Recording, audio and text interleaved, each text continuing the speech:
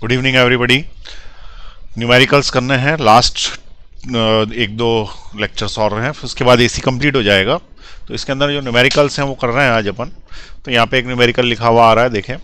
Coil when connected to a DC source of 12 volts. ठीक है, coil है, DC से पहले कनेक्ट किया, carries a current of 4 ampere. If the coil is connected to a AC source of 12 volt and 50 radian, then it carries a current of 2.4 ampere. तो ये बताना है कि what is the inductance of the coil. तो सबसे पहली चीज ये समझें आप कि कॉइल को डीसी से कनेक्ट करने से क्या होगा। वो तो वायर जैसा बिहेव करने लगी, ठीक है, लेकिन वायर में कुछ रेजिस्टेंस होगा। तो कॉइल को जब डीसी से कनेक्ट करेंगे तो वो V equal to I R ohm's law से रेजिस्टेंस दे देगी। जैसे वोल्टेज 12 वोल्ट है और 4 एम्पियर का करंट दिखा रहा है वो, तो V is equal to I R से वोल्टेज की जगह 12 रखा, equal to I 4 equal to R equal to 12/4, यानी 3 ओम्स का रेजिस्टेंस आ गया। ये रेजिस्टेंस कॉइल में इनबिल्ट होता है। ठीक है, मैंने तुम्हें कई बार बताया कि कॉइल जो रहती है वो इंडक्टर तो रहती है, लेकिन रियलिटी में वो इंडक्टर प्लस रेजिस्टेंस होती है। इंडक्टेंस के साथ रेजिस्टेंस फ्री आता है, चाहे लो या मत लो, क्योंकि रेजिस्टेंस कुछ ना कुछ तो होगा ना उस वायर का। तो पता कैसे करोगे कि वायर का रेजिस्टेंस क्या है? तो उसके लिए इनने मेथड लगा दिया। क्या मेथड लगा दिया? वो बोला पहले डीसी भेज दो, डीसी भेज दो तो इंडक्टेंस तो खत्म ही हो जाएगा, जो रहेगा वो रेजिस्टेंस ही रहेगा। तो रेजिस्टेंस की वैल्यू वहां से पता पड़ जाएगी। उसके बाद अपन क्या करेंगे कि उस कॉइल को एल सर्किट की जगह एलआर सर्किट मान के सॉल्व कर लेंगे। क्लियर हुई ये बात? उस कॉइल को क्या बनना? एल सर्किट के एलआर सर्किट से सॉल्व कर लेना। तो ये चालू करते हैं अपन क्वेश्चन, देखिए कैसे करना है। सबसे पहले बोला उसने कॉइल है जिसके अंदर डीसी करंट दिया गया है। ठीक है, कॉइल है जिसमें डीसी करंट दिया गया, तो हमने कॉइल बना दी, कॉइल बना दी। कॉइल के अंदर डीसी करंट, डीसी, ये डीसी करंट कितने वोल्ट का? बोले 12 वोल्ट्स का। करंट कितना है इसमें? 4 एम्पियर। तो हमने क्या बताया कि इट विल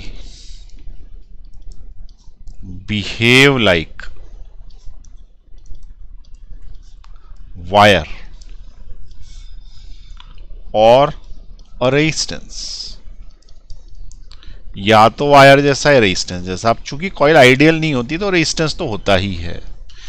तो पहली स्टेप क्या है? Calculate resistance of the coil,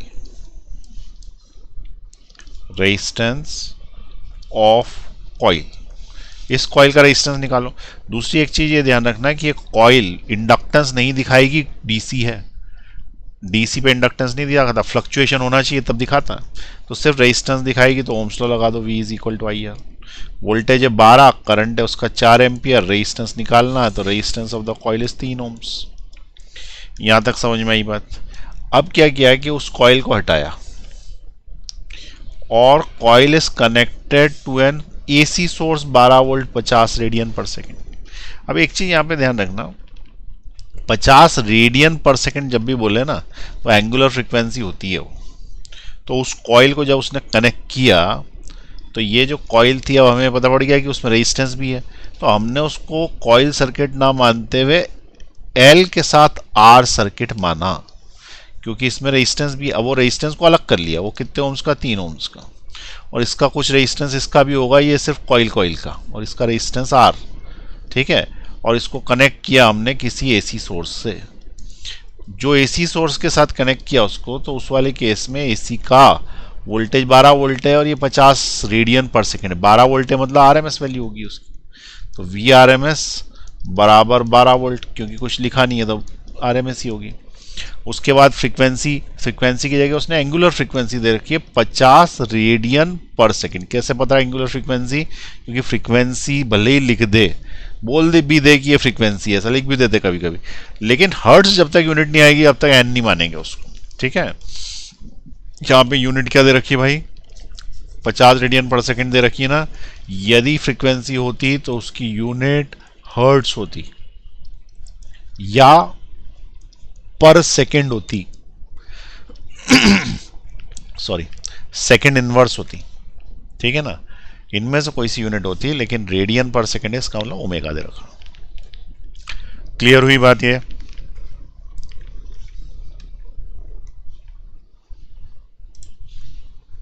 एक मिनट रुकें जरा। हाँ, गले में थोड़ी खराश हो रही, पानी पिया। चलिए अब अपन वापस आ जाए यहाँ पे। तो इसने क्या बोला कि आर और एल अलग अलग कर लो, क्योंकि आइडियल कॉइल मान लो उसको, और साथ में पड़ोस में रेजिस्टेंस लिख दो, जबकि है दोनों एक ही के अंदर, लेकिन आइडियल कॉइल में ये अलग कर लिया मैंने, ये सिर्फ इंडक्टर मान लिया इसको, और इसको सिर्फ रेजिस्टर मान लिया।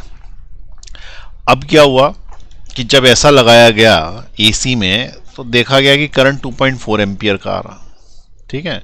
तो अब जब ऐसा लगाया गया तो करंट 2.4 एम्पियर है एसी में। 2.4 एम्पियर है तो करंट का फॉर्मूला तो ओम्स लॉ से आता। ओम्स लॉ क्या बोलता है? V is equal to I Z. Ohm's law क्या बोलता है? V is equal to I Z, जिसमें V जो है वो अगर RMS लोगे तो I भी RMS लेना पड़ेगा। V RMS की वैल्यू है 12 वोल्ट्स, तो इसकी जगह 12 which is equal to I RMS दे रखा, जो नापा होगा RMS ही होगा 2.4। इससे तुम्हें सर्किट का Z मिल जाएगा। तो सर्किट का जो Z है it is 12 divided by 2.4, point हटाया ऊपर 0 गया, 12 से कटेगा 10 बार, ये 12 से कटेगा 2 बार, तो 10 डिवाइडेड बाय 2 5 ओम्स। तो सर्किट का जो Z है वो आ गया 5 ओम्स। किसी को कोई डाउट नहीं है यहाँ पे? ठीक, जब Z आ गया 5 ओम्स और R तुम्हारा यदि 3 ओम्स है, तो क्या तुम एक्सेल निकाल सकते हो? बोले हाँ निकाल सकते हैं। Z का तो फॉर्मूला हमें पता, महा formula, Z is equal to under root of XL minus XC का whole square plus R square. और चूंकि यहाँ कैपेसिटर है ही नहीं तो ये हटाओ, ठीक है। तो Z जो आया है वो अंडर रूट ऑफ एक्सएल का स्क्वायर प्लस आर स्क्वायर से आया होगा, और Z आया है 5, Z आया है 5, और रेजिस्टेंस जो अपन ने डीसी डाल के निकाल लिया था वो 3 था।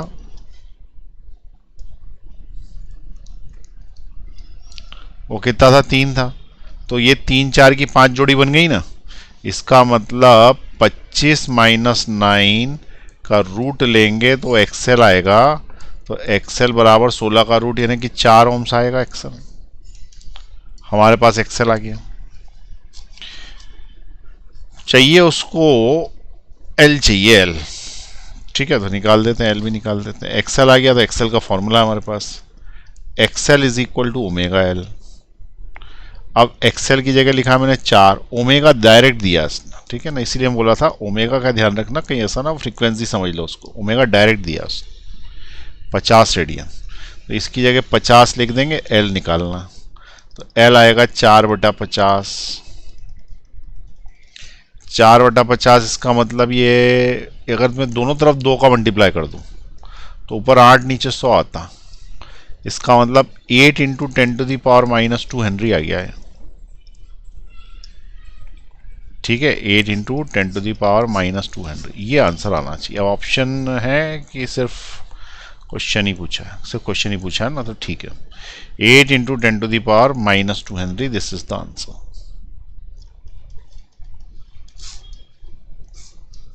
चलिए लीड नोट करें फटाफट, बहुत इंपॉर्टेंट क्वेश्चन है, इस पर लिख लें, इंपॉर्टेंट है, क्योंकि डीसी एसी मिक्स करके एक ही क्वेश्चन बन रहा है।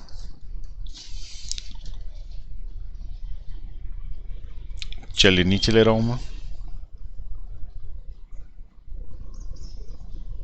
पॉज दबाएं और नीचे ले रहा हूं, पॉज दबाएं,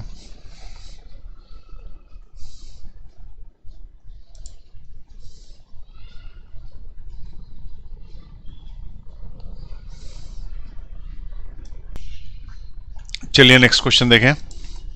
इसमें इसने पूछा है कि find the average power developed in the given circuit. Circuit दिया हुआ है, एल लगा है, आर लगा है, नीचे वोल्टेज की इक्वेशन है और पूछ रहा है कि भाई पावर कितनी डेवलप हुई, एवरेज पावर।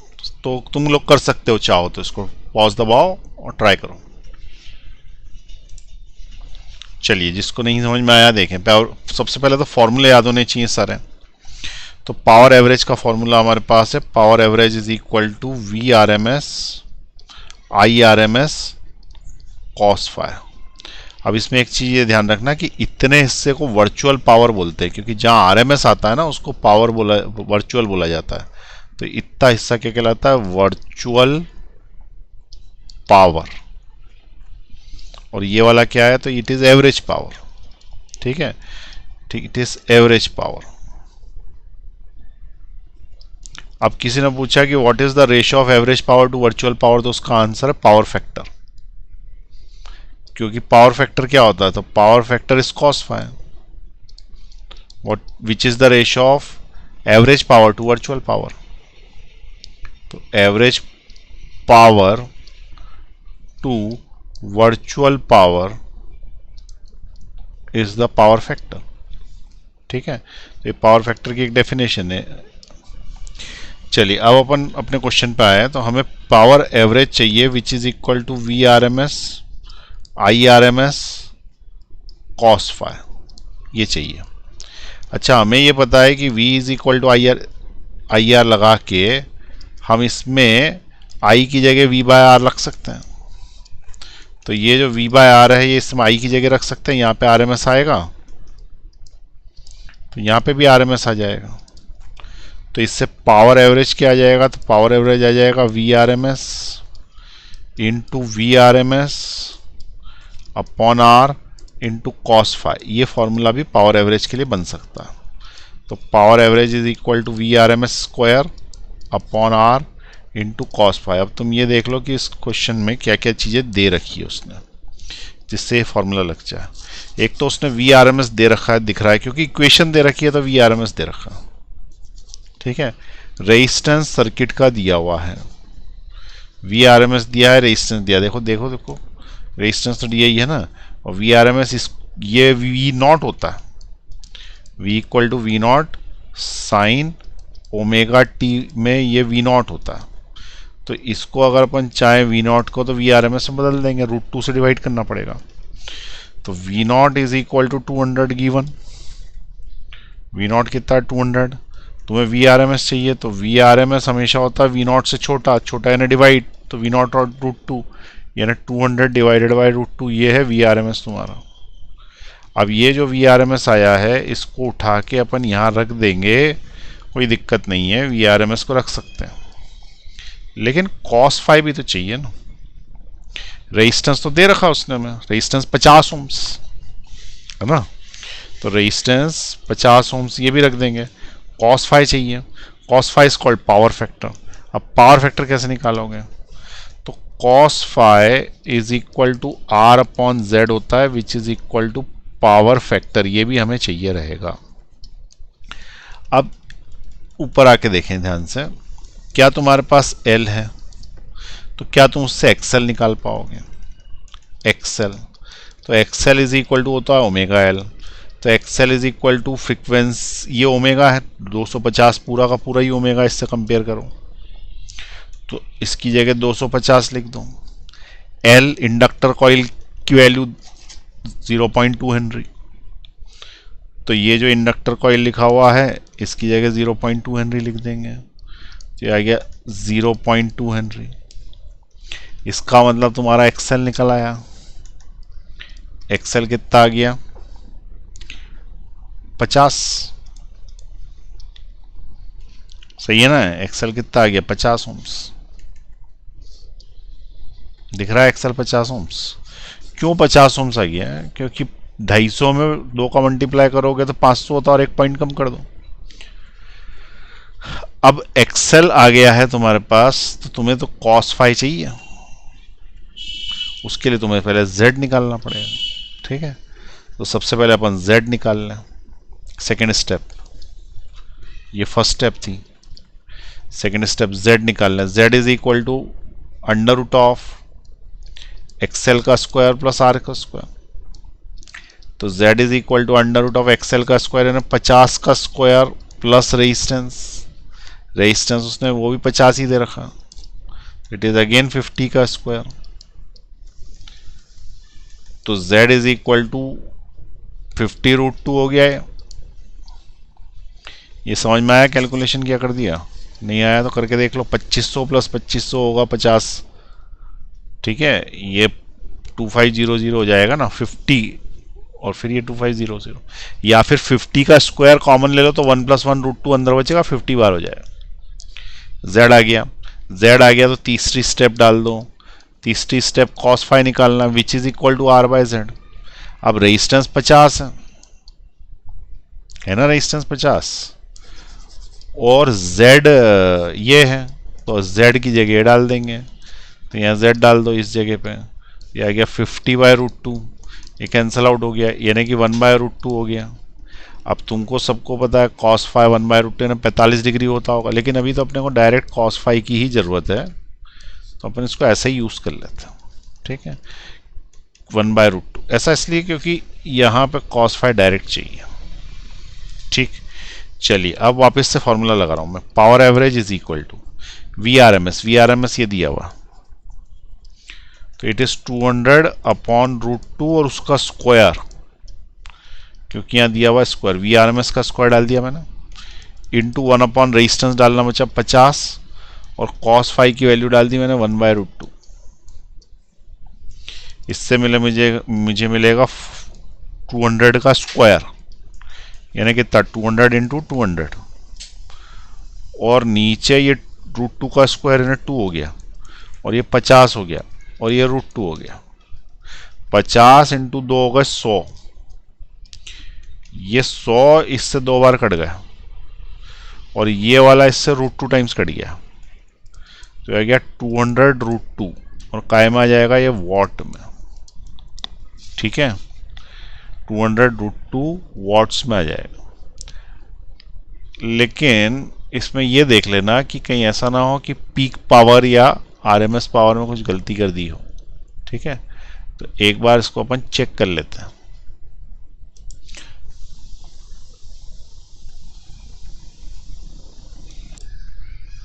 हाँ, यहाँ पे एक चीज देखें, पावर एवरेज जो मैंने कन्वर्ट किया तो पूरे सर्किट का रेजिस्टेंस तो Z था, उसको R ले लिया मैंने गलती से, वो Z है वहाँ पे, ध्यान से देखें यहाँ पे। Power average VRMS IRMS cos phi यहाँ तक सही है, V इक्वल टू IR नहीं IZ, क्योंकि ये तो दोनों है ना, सिर्फ R थोड़ी है अकेला, तो यहाँ Z आएगा R की जगह।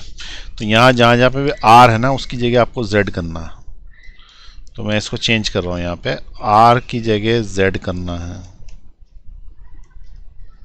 ठीक है। ऐसे कि ऐसे ही नीचे जो R आएगा उसकी जगह Z आ जाएगा, ठीक। अब यहाँ पे भी R की जगह Z आ जाएगा, इसको भी चेंज कर देते हैं, ये Z आ गया, इसके फॉर्मूले में भी यहाँ पे Z आ जाएगा, क्योंकि पूरे सर्किट का लिया इसलिए Z है। और जब Z है तो ये V², ये वाला जो V² है ये तो मैंने यहाँ लिया ही है V², इसमें तो कोई दिक्कत नहीं, लेकिन ये Z है जबकि मैंने R ले लिया, और Z और R में अंतर कितने का, √2 का, क्योंकि Z जो है वो कितना है Z, ये ना Z 50√2 है, जबकि R ले लिया था तो 50√2 और लगा देता हूँ यहाँ पर, तो यहाँ √2 और चलता जाएगा।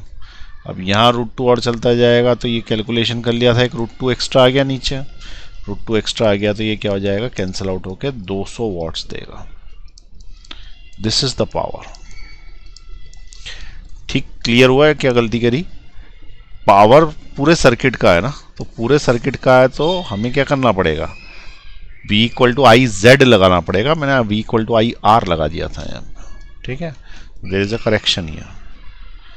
अब जिसने नहीं उतारा वो शुरुआत से लिख ले, ठीक है। दबाएं पॉज का बटन,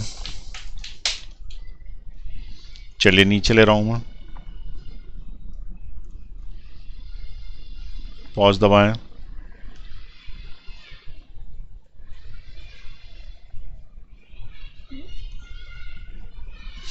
और नीचे ले रहा हूं,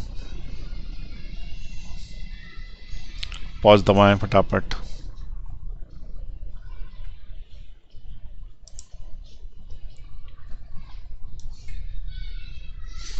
चलिए नेक्स्ट क्वेश्चन देखें। In a series LCR circuit with AC source R is equal to 300 ohms, capacitance 20 microfarad and inductance 1 Henry, where ERMS is 50 volt and frequency is 50 upon pi hertz. Find the potential difference across the capacitor. ठीक है, आप लोग चाहें तो कर सकते हैं pause दबा के। देखें, सबसे पहले वो क्या बोलता है कि तीनों लगे हुए हैं। ठीक है, क्या बोल रहा है? तीनों लगे हुए हैं। तो पहले नंबर पे लगा इंडक्टर L C R, तीनों लगे हुए सोर्स के साथ में। अब तीनों यदि सोर्स के साथ में लगे तो रेजिस्टेंस की वैल्यू क्या है? तो resistance is equal to 300 ohms, capacitance is 20 microfarad and inductor is of 1 henry. और यहाँ जो वोल्टेज ERMS या VRMS है वो 50 वोल्ट्स है।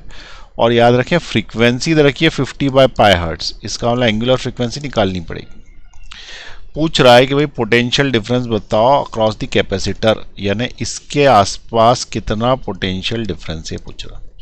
पहली स्टेप क्या करो? एक्सएल निकाल लो। XL is equal to omega L. XL is equal to omega, omega क्या होता है? 2 पाई एन एल। तो इससे मिलेगा X L is equal to 2 into pi frequency, frequency है 50 by pi, and inductance, inductance है 1 हेनरी का, तो यहाँ पे 1 हेनरी आ जाएगा। पाई से पाई कट गया तो मैं एक्सएल मिल गया, एक्सएल आ गया हमारा 100 ओम्स। ये पहली स्टेप ले ली हमने, एक्सएल निकाल लिया। कोई डाउट? एक्सएल निकाल लिया। सेकंड नंबर पर हम निकालेंगे एक्ससी। क्या निकालेंगे? XC which is equal to 1 upon omega C. तो XC is equal to 1 upon omega कितना होता है भाई? 2 पाई एन, और सी दे रखा उसने 20 माइक्रोफैराड। तो into 20 into 10 to the power -6 यहाँ आएगा। और ये फ्रीक्वेंसी है ना, इसको बदल के मैं 50 बाय पाई लिख रहा हूँ। ये 50 बाय पाई फ्रीक्वेंसी की जगह डाल दिया मैंने। ठीक है, कोशिश करा करो कि सारे क्वेश्चन तुम ही सॉल्व करो, नहीं आए तो यहाँ पे देखना है। ठीक है, अब ये कैंसिल आउट होगा, इससे तुम्हें एक्सी मिल जाएगा। एक्सी हो गया 50 में 2 का मल्टीप्लाई किया 100 हो गया, और 20 और है तो 1/2000 हो गया, और 10 की पावर 6 ऊपर चला गया। भाई माइनस था, प्लस में चला गया ऊपर। तो एक्सी इज इक्वल टू आया, इसको मैं ऐसे लिख सकता हूँ 4 0 इधर इंटू 2 0 इधर डिवाइडेड बाय 2000। ये से कितनी बार कैंसिल हो गया? 5 बार। तो एक्सी कितना आ गया? 500 ओम्स। ये तुम्हारा आ गया एक्सी। ठीक है, एक्सएल निकाल लिया, एक्सी निकाल लिया, एक्सएल एक्सी निकल गया। और तीसरे नंबर पे क्या होता है? तो तीसरे नंबर पे आर होता है, रेजिस्टेंस। रेजिस्टेंस निकालना पड़ता नहीं, वो दिया रहता है। तो रेजिस्टेंस इसने दे रखा है 300 ओम्स, 300 ओम्स का रेजिस्टेंस दे रखा है। ये तीनों निकल जाते हैं ना, तो उससे क्या होता है? Z निकल आता। ठीक है, तीनों निकल आते हैं तो उससे क्या होता है? Z निकल आता। अब इससे Z निकाल लो।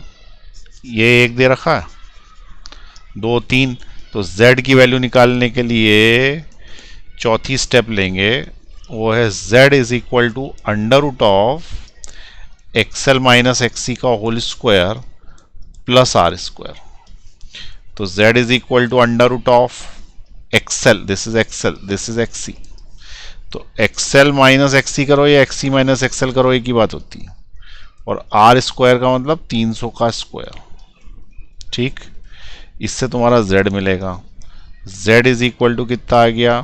देखो 500 में से 100 गए तो 400 बचे, तो 400 का स्क्वायर प्लस 300 का स्क्वायर। अब दिख के तुम्हें पता पड़ ही गया होगा कि ये 16 और 2 0 2 0 प्लस 9 2 0 2 0, कुल मिला के Z बराबर आ गया 25 2 0 2 0। इसका मतलब Z की वैल्यू आ गई 5 और 2 0, 500 ओम्स का Z है। ये हमारी अगली स्टेप आ गई 500 ओम्स। ठीक, यहाँ तक तो Z निकल आया भाई। अब निकालना क्या है? जरा क्वेश्चन तो देख लें फिर से। ठीक, निकालना क्या है? Find the potential difference across the capacitor. ठीक है, उसके लिए तुम्हें क्या करना पड़ेगा, करंट निकालना पड़ेगा। करंट निकालना पड़ेगा तो ये तो है ही हमारे पास ई आर एम एस, ठीक है ना, ई आर एम एस तो है ही। अब जेड भी आ गया है तो फिर लगा दो ओम्स लॉ, पांचवी step ohm's law. Ohm's law याद रखना, V is equal to I Z है, अपने को V equal to I R लिखने की आदत है, पिछले क्वेश्चन में मैंने आर लिख दिया था, V equal to I Z है इसी में, ठीक है। अब V आर एम एस लोगे तो ये भी आर एम एस लेना पड़ेगा। तो वोल्टेज आर एम एस दे रखा उसने, देखो दे रखा 50 volt, voltage R M S दे रखा है 50 वोल्ट, यहाँ वोल्टेज आर एम एस रख देंगे 50 volt, which is equal to current R M S निकालना है, इंटू जेड की वैल्यू अभी निकाली हमने 500 ओम्स, जेड की वैल्यू निकल गई तो इससे आई आर एम एस आ गया, आई आर एम एस आ गया 50 डिवाइडेड बाय 500, इसका मतलब 1/10 एम्पियर का करंट है। अब वो कैपेसिटर पे वोल्टेज पूछ रहा, वोल्टेज ऑन कैपेसिटर पूछ रहा, तो जिस पे भी वोल्टेज पूछे उस पे इंडिविजुअल ओम्स लॉ लगा देंगे, ठीक है। तो ओम्स लॉ लगा दो फिर से, इंडिविजुअल ऑन सी ओनली, तो ओम्स लॉ यहां पे लगेगा V equal to I R की जगह एक्स सी, ठीक है, V is equal to I R की जगह V equal to I X सी।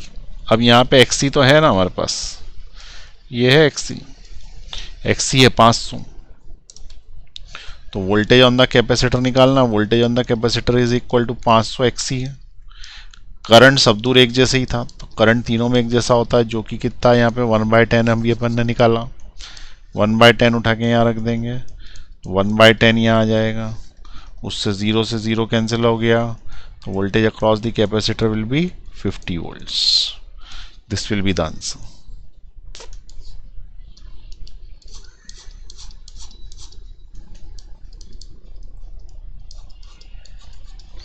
चलिए अब आप नोट कर लीजिए इसको शुरुआत से, सारे फॉर्मूले लग गए करीब करीब। पॉज दबा दें, नीचे ले रहा हूं मैं, पॉज दबाएं और नीचे ले रहा हूं, पॉज दबाएं। चौथी स्टेप के बाद ये पांचवी छठी स्टेप है, यहां तक लिखना फिर इधर लेना। चलिए पॉज दबा के रखें,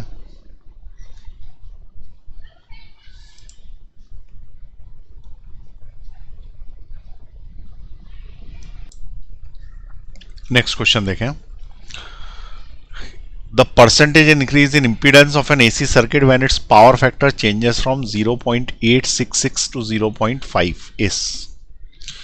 पावर फैक्टर को यदि चेंज कर दिया गया है तो उसने पूछा है कि भाई ये बताओ कि what will be the change in the impedance, impedance in Z, ठीक है। अब पावर फैक्टर और जेड में कोई रिलेशन है क्या, तो उसका आंसर यहाँ है cos phi equal to R by Z, ठीक है।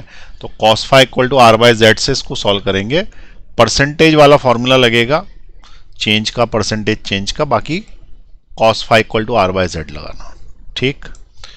चलिए देखें यहाँ पे क्वेश्चन।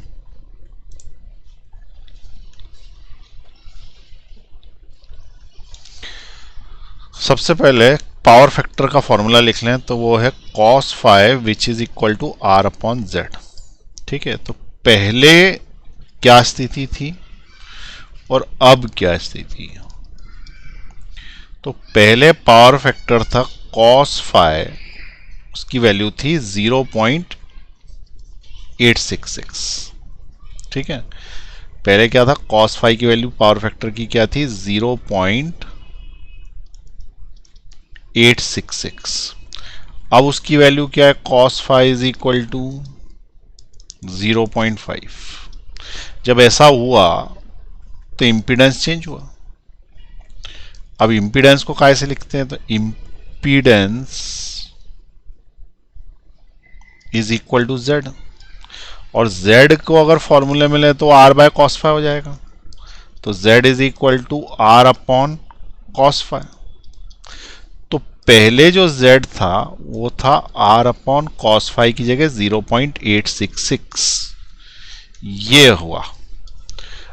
अब जो z आया z2 it is r upon 0.5, क्योंकि कॉस फाई की वैल्यू चेंज हो गई और कॉस फाई की वैल्यू जो है वो चेंज होके बन गई है 0.5। ठीक, तो कॉस फाई की वैल्यू कितनी हो गई? 0.5 हो गई। अब ये जो 0.5 है ये मैंने यहाँ रख दिया, तो इससे मुझे दूसरा z मिल गया।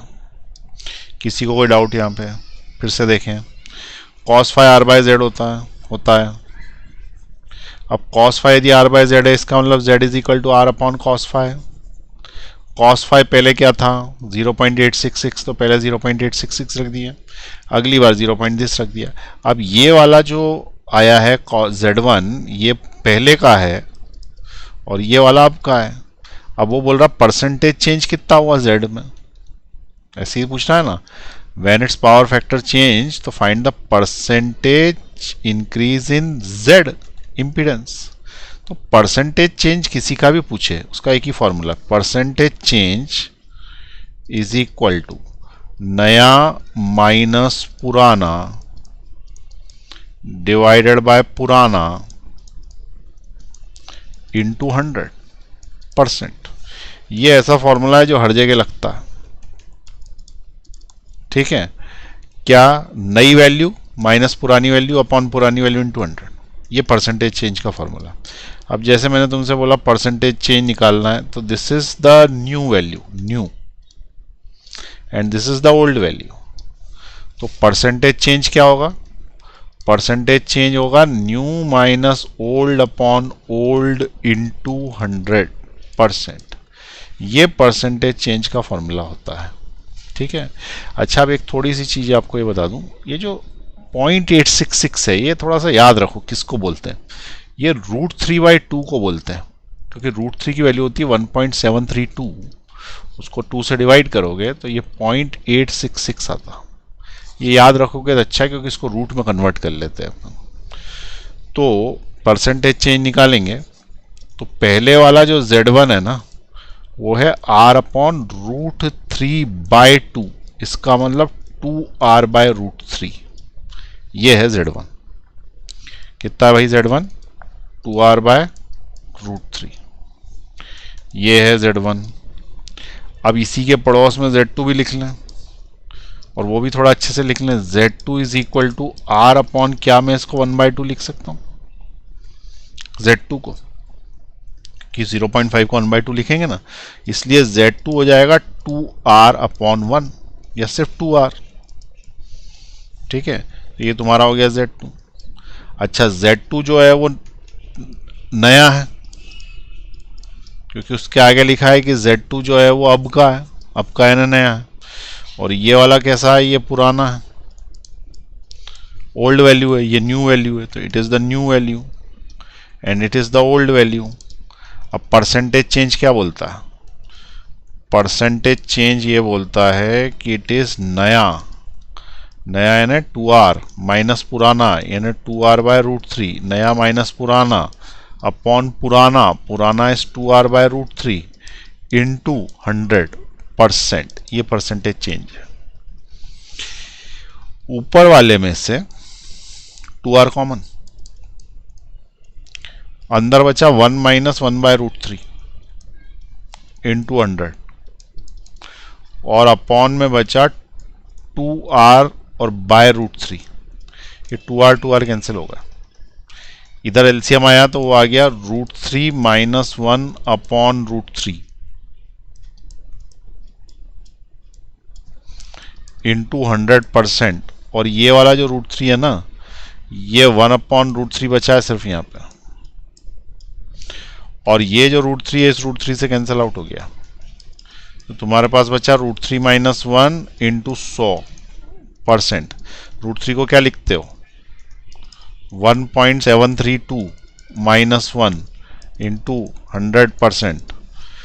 इसको माइनस करोगे तो 732 इंटू 100% आएगा, इसको मल्टीप्लाई करोगे तो आ जाएगा 73.2%। ये आंसर है उसका।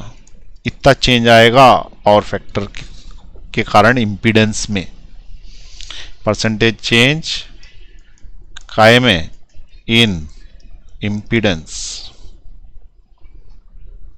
जेड, जेड में ये चेंज आएगा।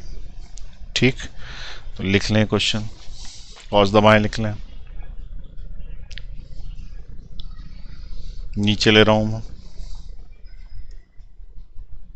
पॉज दबाएं, लिखें, नीचे ले रहा हूं मैं, लिखें फटाफट। करीब करीब एसी खत्म हो गया है, अब कुछ थोड़े से टिपिकल टाइप के क्वेश्चंस करा रहा हूं मैं, पैरेलल सर्किट भी करा दूंगा बाद में।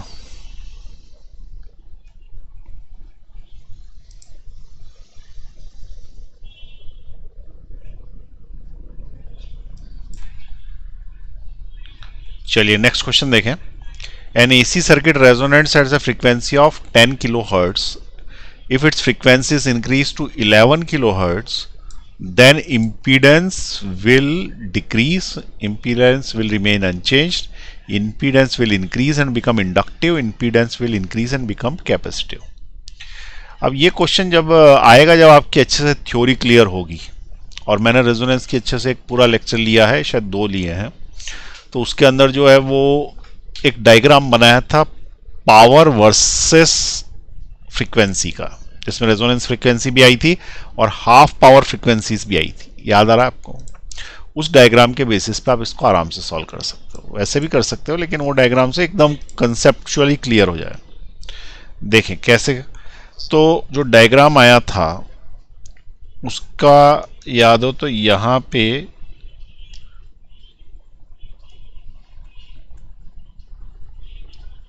ऐसा डायग्राम बनाया था, इधर साइड थी फ्रीक्वेंसी या एंगुलर फ्रीक्वेंसी, दोनों में से कुछ भी प्लॉट करो, कोई फर्क नहीं पड़ता।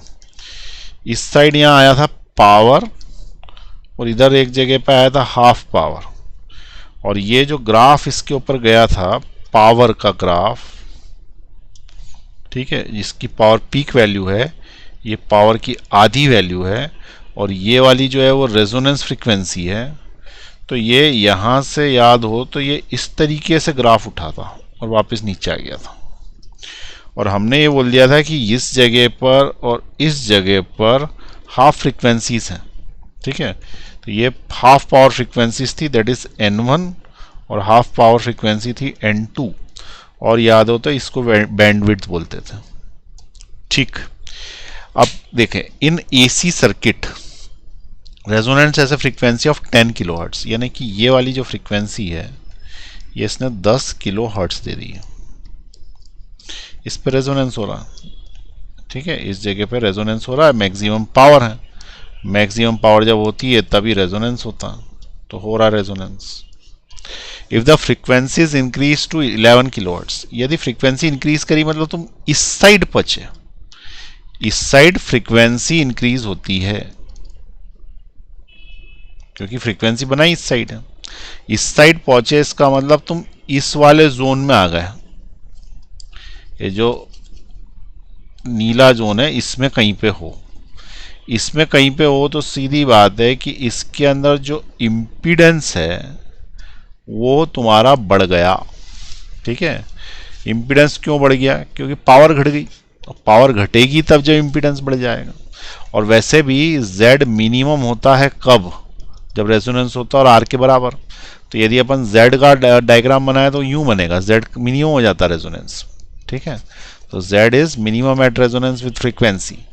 तो अगर अपन फ्रीक्वेंसी इधर ले लें, फ्रीक्वेंसी और इस साइड Z ले लें, तो उसका डायग्राम यूं हो जाएगा, और ये वाली जो जगह इस पे रेजोनेंस फ्रीक्वेंसी होगी, और इसके पहले और इसके बाद में तो बढ़ता है Z, इधर भी Z बढ़ रहा है और इधर भी Z बढ़ रहा है। तो जब अपन इस फ्रीक्वेंसी जोन में, तो Z तो बढ़ रहा है ना, Z बढ़ रहा है तो इम्पीडेंस विल डिक्रीज, तो गलत ही हो गया। इम्पीडेंस रिमेन चेंज, ये भी गलत हो गया। इम्पीडेंस इंक्रीज, ये बात सही है कि इम्पीडेंस इंक्रीज, लेकिन ये दो ऑप्शन है। अब एक में बोल रहा है वो इंडक्टिव हो जाता है सर्किट की कैपेसिटिव। तो बेसिकली क्या होता है, जब रेजोनेंस होता है तो एक्सएल एक्सी को मार के खा जाता है, वही एक्सएल इक्वल टू एक्सी हो जाता है ना, और एक्सएल एक्सी के मार के खा जाता है। अब प्रॉब्लम क्या है कि एक्सएल है omega L which is equal to 2 pi N L, और एक्स सी है 1/ω/c which is equal to 2π/NC। अब फ्रीक्वेंसी तुमने बढ़ाई, फ्रीक्वेंसी बढ़ाई तो ये बढ़ा तो ये बढ़ गया, तो ये जीत जाएगा, और ये वाला नीचे है, तो जब तुम इसको बढ़ाओगे, फ्रीक्वेंसी को बढ़ाओगे, तो ये एक्सी क्या हो जाएगा, कम हो जाएगा, यानी कि एक्सी हार जाएगा, एक्सएल जीत जाएगा। एक्सएल यदि जीत गया फ्रीक्वेंसी के बढ़ने से, तो हम ये बोलेंगे कि इंडक्टिव हो गया सर्किट। ठीक है, सर्किट कैसा हो गया, इंडक्टिव हो गया। क्यों? क्योंकि एक्सएल बढ़ गया। ठीक है, एक्सएल के बढ़ने से सर्किट इंडक्टिव हो गया और जेड भी बढ़ गया। तो इसका आंसर क्या होगा, impedance will increase and the circuit will become inductive. ठीक है, चलिए लिख लीजिए, ये वाला ग्राफ भी बना लें, ये वाला भी बना लें, ये नहीं बताया था पहले मैंने, अब देख लें।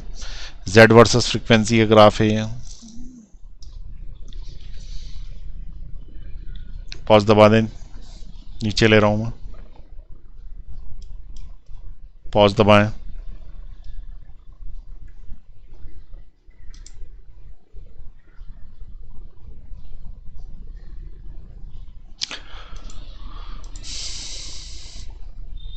तो ये आपको समझ में आ गए होंगे क्वेश्चंस। तो अब अपना ये करीब करीब ऐसी कंप्लीट हो गया है। नेक्स्ट क्लास से जो है वो हम पैरेलल सर्किट ले सकते हैं। ठीक है ना, तो पैरेलल सर्किट ले सकते हैं, होगा तो एक आध शीट और कुछ क्वेश्चंस की टफ या ग्राफिकल टाइप के क्वेश्चंस की और मैं करा दूंगा, तो वो पैरेलल के बाद भी मिक्स करके भी ले सकते हैं। ठीक है, तो अब एसी के बाद जो है वो मैग्नेटिज्म चैप्टर स्टार्ट हुआ, तो कल या परसों। ठीक है, अगर कल कुछ क्वेश्चंस करा दिया और तो ठीक, नहीं तो परसों स्टार्ट करें। चलिए अगली क्लास में मिलेंगे।